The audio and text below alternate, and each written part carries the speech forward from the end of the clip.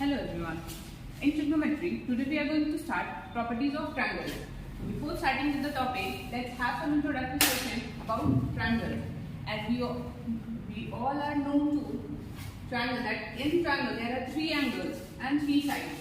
Let A, B and C are the vertices of the triangle.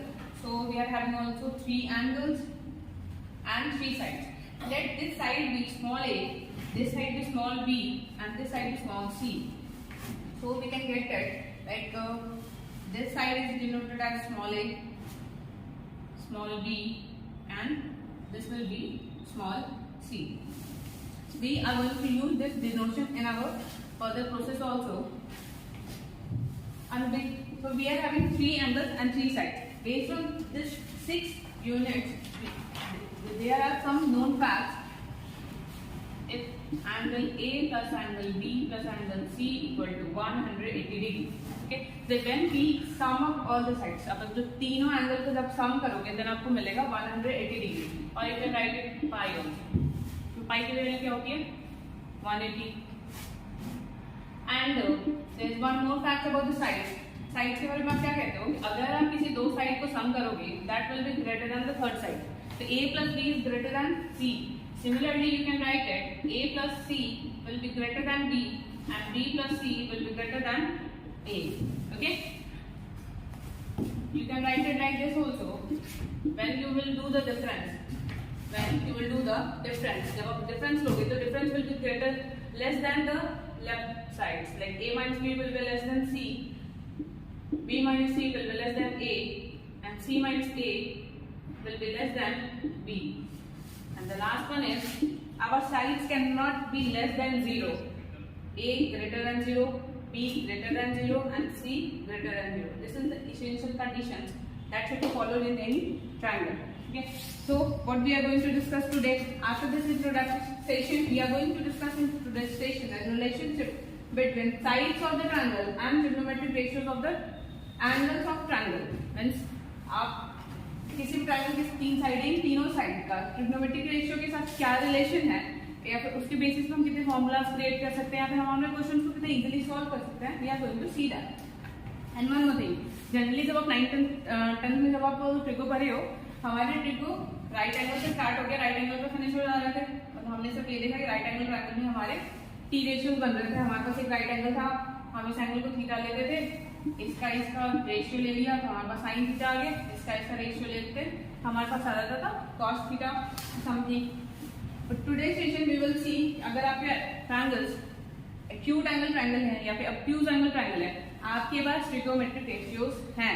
आप trigonometric ratio की help से उसके sides के बारे में इंफॉर्मेशन कलेक्ट कर सकते हो.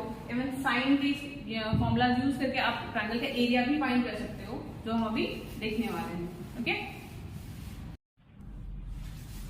now let's start the discussion about relation between angles of the triangle and sides of the triangle with the trigo ratios. So my first relation is sine rule. First relation is sine rule. Sine rule क्या है? आपके पास जो triangles है, triangle के side का relation उस triangle के जो एंगल्स है उसके साथ with the help of trigo ratio. It states that the side of the triangle is proportional to sine of opposite angle to them. What it means? इसका मतलब क्या हुआ? अगर आपके पास एक ट्रायंगल है A, B, C, प्रोपोर्शनल का मतलब क्या समझते हो? प्रोपोर्शनल का मतलब क्या है? जनरली हमने पढ़ा है अभी 2:3 इक्वल टू होता है 4:6 का. मतलब इस रेशियो की जो वैल्यू है वही इस रेशियो की वैल्यू है. 2/3 जो है वही है जो 4/6 है. ठीक है, तो अभी ये जब हम बोल रहे हैं side of the triangle is proportional to sine of opposite to the them, opposite angle to them. It means ये कह रहा है कि जब आप इसके साइड और अपोजिट एंगल, इसलिए अगर हमने इसको लिखा A, let's write it A, B and C. अगर हम A साइड ले रहे हैं, A के अपोजिट एंगल कौन सा हो गया? A. अगर इसका साइन लो, ये जो वैल्यू देगा यही वैल्यू आपको मिलेगा जब आप D by sin B करोगे, और वही वैल्यू मिलेगा जब आप C by sin C करोगे. ये जो हमारा C है ये हमारा स्मॉल c है और ये हमारा कैपिटल C है. कैपिटल C से आप एंगल्स डिनोट कर रहे हो, स्मॉल लेटर से हम साइड्स डिनोट कर रहे हैं. तो हमारे पास हो गया A by sin A equal to B by sin B. and equal to c by sin c. This is the equation for our sine rule. This can be written like this also. आप इसको इस तरह से भी express कर सकते हो that sin A by A equal to sin B by B and sin C by sin C. This is also the expression for sine rule. Okay. So these are the expression for sine rule. Length by sine of angle opposite to them means A ले रहे हो A के opposite वाले angle का sign, B लोगे तो B के opposite वाले एंगल का साइन एंड C लोगे तो C के अपोजिट वाले एंगल का साइन. These रेशियो मिलते हैं इक्वल और इसको आप रेसिप्रोकेट करते हो मीन साइन को ऊपर कर दो और A को नीचे कर दो तो आपका एक्सप्रेशन कहीं चेंज नहीं हो रहा है, वो अभी भी साइन रूल ही है और अभी वही रिजल्ट देगा जो यहाँ दे रहा था. ठीक है, ये आपको कहाँ यूज होगा, इसकी हेल्प से अगर आपके पास देखो अगर आप कोई क्वेश्चन सॉल्व करते हो तो आपके लिए क्या चाहिए, आपको तो ये एलएचएस और आ रहा है आप इतना ही ले लो. अगर इतना ले रहे हो तो आपके पास कितनी चीज है, 4 यूनिट है, ठीक, 2 साइड और 2 एंगल. अगर आपके पास कोई 2 साइड और 1 एंगल है, 2 साइड 1 एंगल है तो आप ये निकाल लोगे, आराम से निकाल सकते हो. मतलब दो कभी भी किसी भी कन्वर्सेशन किसी भी क्वेश्चन में अगर 2 साइड और 2 एंगल इन्वॉल्व रहेगा बिना कुछ सोचे उसमें आराम से साइन के रूल लगा लो, आपके आंसर्स आ जाएंगे. ठीक है, और अगर आपके पास साइन के रूल हैं तो ऐसा नहीं कि आप सिर्फ ट्रिग्नोमेट्रिक रेशियो से करोगे, आप साइन की हेल्प से आप एरिया ऑफ द ट्रायंगल भी फाइंड कर सकते हो. ठीक है, ये हो गया. अब हम इसके प्रूफ की तरफ चलते हैं. वैसे आपको प्रूफ की जरूरत नहीं है, मतलब कभी आपसे कोई प्रूफ नहीं पूछेगा, बट जब आप प्रूफ डिस्कस करते हो तो क्या होता है आपका माइंड पूरा क्लियर हो जाता है और ये फॉर्मूला आपको रटना नहीं पड़ेगा, आपको पता होगा कि कहाँ से आया है. और जब आपको किसी का ओरिजिन और जर्नी पता होता है ना तो उसकी डेस्टिनेशन बहुत ईजी हो जाती है. ठीक है, तो अब हम उसके प्रूफ देखेंगे.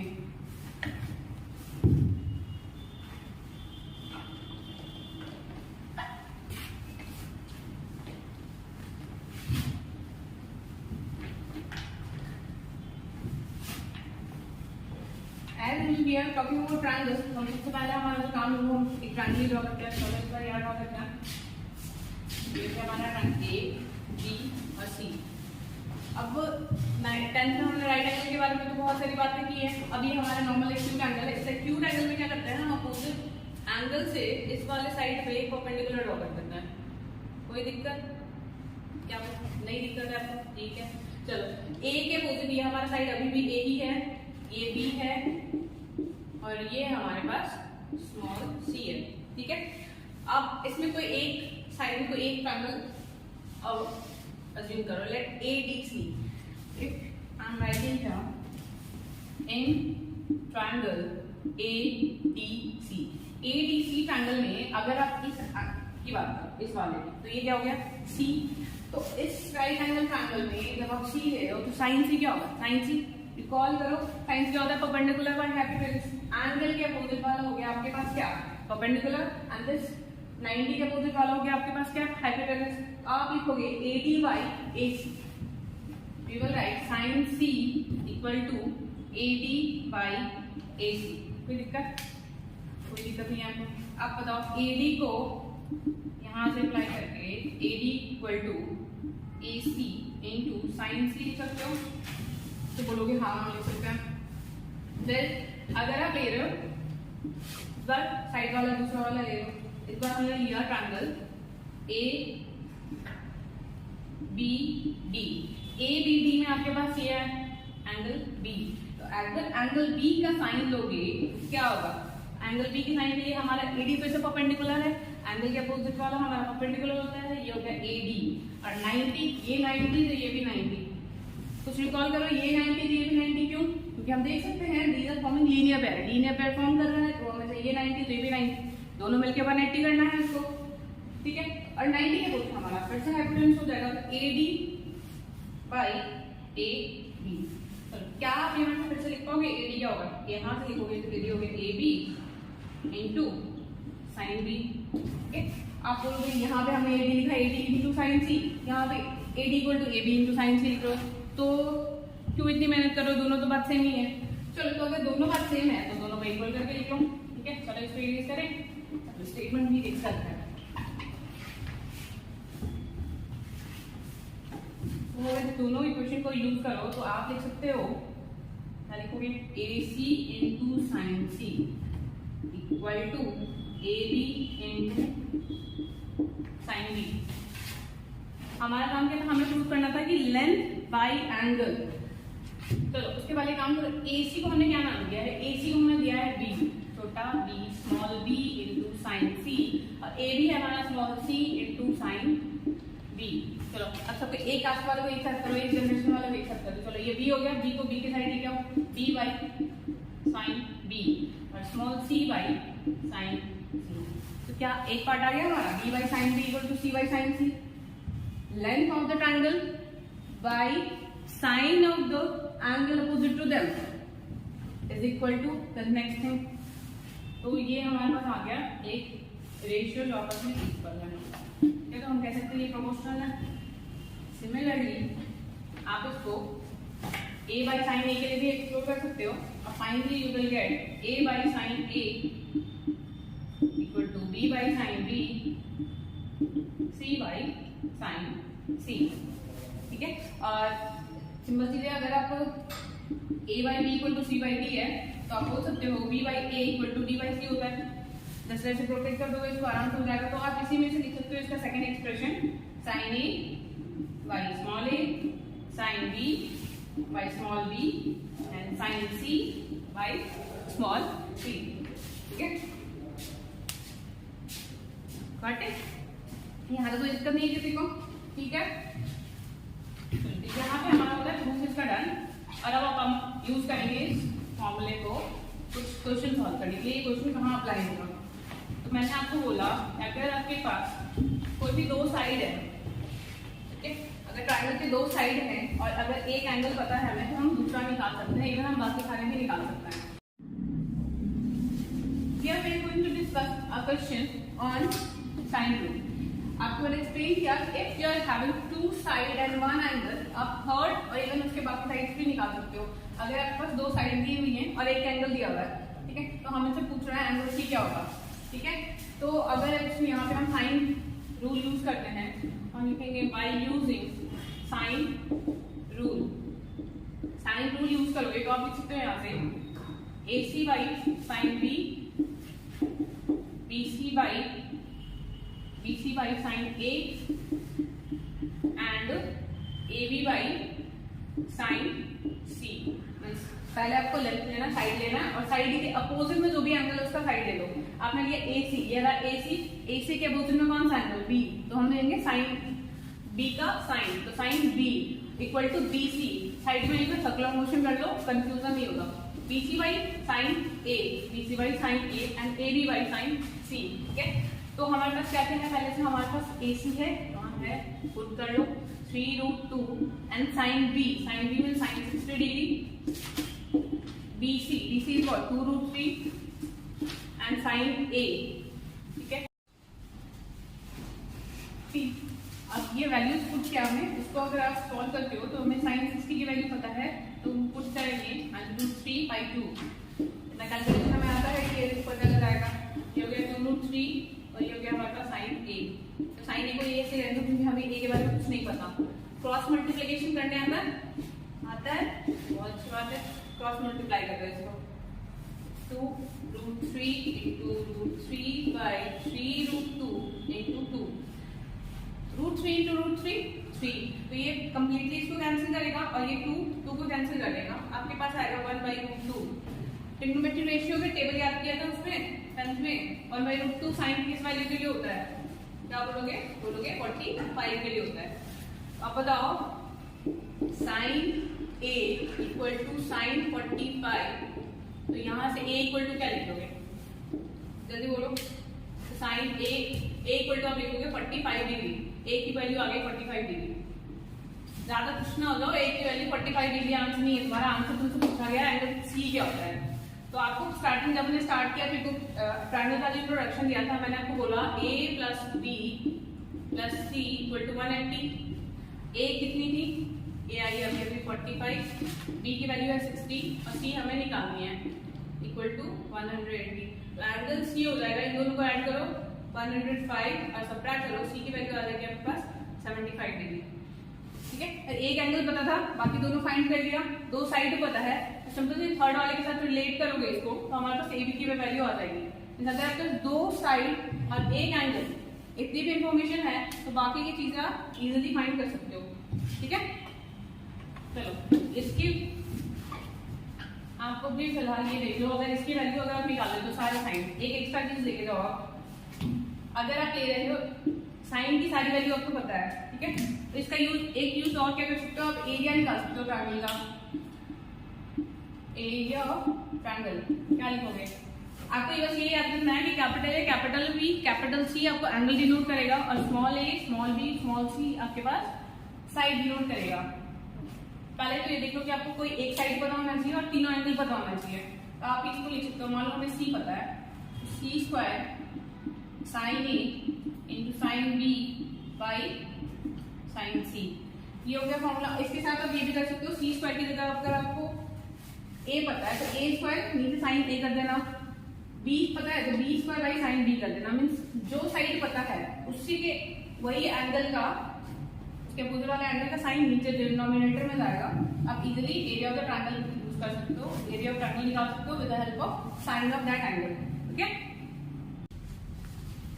After sine rule will discuss cosine rule. जैसे साइन रूल की हेल्प से आप ट्रायंगल में एंगल का साइन निकाल रहे थे, यहाँ पे हम रिलेशन देखेंगे और side of the triangles and cos में मींस आपके पास उस एंगल का कॉस कैसे निकलेगा, ठीक है। अगर आपके पास कोई भी ट्रायंगल है, आप बेसिक जो चीजें बताई गई थी कि हमारे पास कैपिटल ए से एंगल डिनोट कर रहे हो, स्मॉल ए से उसके अपोजिट वाले साइड से डिनोट कर रहे हो, यहाँ पे भी वही यूज हो रहा है। अगर हमें कॉस ए निकालना है, कॉस ए निकालना है, हमारे पास साइड है और हमें कॉस ए निकालना है, ठीक है। तो क्या करोगे, कॉस ए निकालने के लिए एंगल देखना है। इस एंगल को बनाने के लिए आपके पास जो साइड यूज हो रहा है वो है बी और सी, ठीक है। तो B square plus C square minus A square by 2bc करोगे, that will be equal to cos A. And similarly this can be written for cos B and cos सी।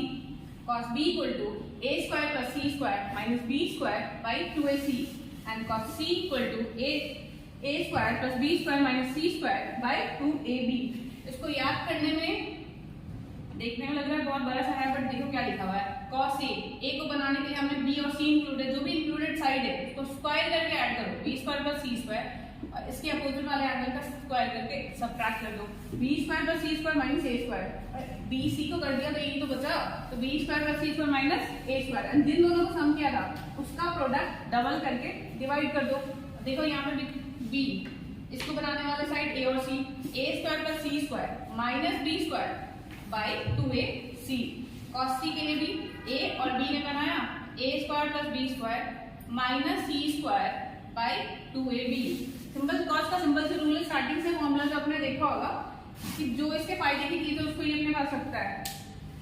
इस एंगल को बनाने के लिए दोनों इन दोनों को स्क्वायर करके सम किया, जिसने पार्टिसिपेट नहीं किया उसको सबट्रैक्ट कर दिया, जिसने पार्टिसिपेट किया था उसका मल्टीप्लाई करके डिनोमिनेटर बना लिया, ठीक है। तो यहाँ से आपके पास cos c भी निकल गया, ठीक है।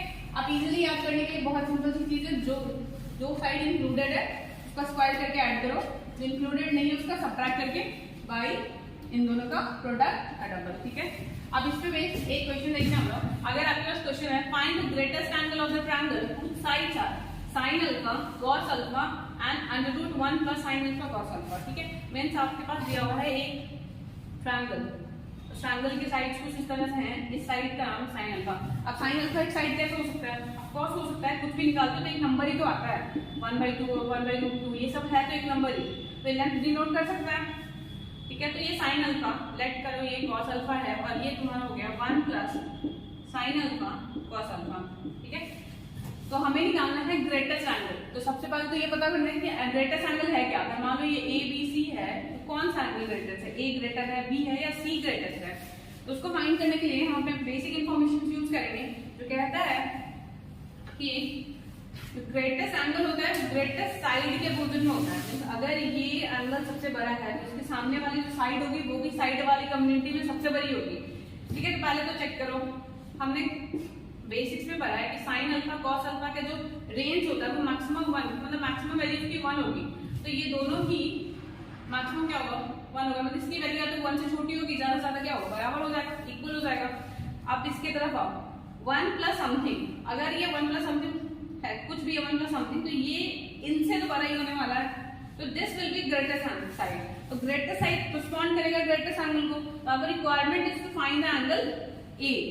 ठीक है, हमारे पास साइड्स दी हुई है और साइड की हेल्प से हमें निकालना है एंगल ए। ठीक है, तो इसके लिए क्या यूज करोगे, क्या देख सकते हो हमारे पास तीनों साइड हैं और एक एंगल निकालना है, तो क्या हमें कोसाइन यूज होगा, कॉस होगा। ठीक है, तो कोसाइन का यूज करके हम इसके ग्रेटेस्ट एंगल की करते हैं। ठीक है, आपने अभी भी बनाया, आपको ये लिखा होगा ए निकालना है, साइन अल्फा और कॉस अल्फा साइड में था। मींस अगर आपको लिखना है कॉस ए तो इसको बनाने वाले जो साइड्स थे वो था साइन अल्फा का square sine square alpha cos square alpha minus इस पूरे मटेरियल का स्क्वायर कर दो, by 2 sine alpha cos alpha. ठीक है, चलो बेसिक तो इधर फॉर्मूला जल्दी बता देता। Cos square alpha sign square alpha क्या ये 1 हो जाएगा, तो कॉस ये 1 हो जाएगा और इसका स्क्वायर करोगे तो अंडर रूट में है तो ये सीधा सीधा खुल के आ जाएगा आपके पास क्या 1 minus sign alpha cos alpha, 1 minus 1 cancel, minus 2 sine alpha cos alpha, नीचे तुम्हारे पास 2 साइन अल्फा कॉस अल्फा, ये 1 कैंसिल हो गया। ठीक है, ये 0 हो जाएगा, फिर ये साइन अल्फा कॉस नीचे वाले से कैंसिल हो जाएगा और फाइनली हमारे पास आएगा -1/2। -1/2 अगर है कॉस ए की वैल्यू -1/2 है तो ए की वैल्यू क्या होगी, क्या आप -1/2 कौन सा क्वाड्रेंट में जाएगा, तो आप बोलोगे थर्ड या फिर फोर्थ में, थर्ड या सेकंड में जाएगा। ठीक है, तो थर्ड और सेकंड में π/2 होता है आपके पास किसके लिए, π/3 के लिए। ठीक है, cos की वैल्यू π/3 होगी तो आप लिख सकते हो इसको cos π माइनस π/3, π माइनस π/3 की वैल्यू cos के लिए होगी आपके पास -1/2। इसको सॉल्व करोगे you will have cos 2π/3 and cos a equal to cos 2π/3। तो यहाँ साइड में लिखते हैं cos a equal to cos 2π/3। तो क्या बताओगे a की वैल्यू क्या होगी, a की वैल्यू होगी आपके पास 2π/3। ठीक है, तो आपके पास था 3 साइड्स, हमें अचानक से पूछा ग्रेटेस्ट एंगल निकालना है, आपने cos कोसाइन रूल का यूज करके अपने वो एंगल लेके आ गए, ये हमारा सबसे बड़ा एंगल है। ठीक है, जो 3 एंगल मिलके 180 बनाने वाले हैं उसमें ये वाला सबसे बड़ा रोल प्ले करेगा। ठीक है, तो that's it for today, we have discussed sine rule and cosine rule. आपके पास टैंजेंट रूल, प्रोजेक्शन रूल भी हैं, but most of the questions में आपके साइन रूल और कोसाइन रूल से काम हो जाएगा, तो बाकी के डिस्कशन हम फर्दर करेंगे। ठीक है, thanks for watching, thank you.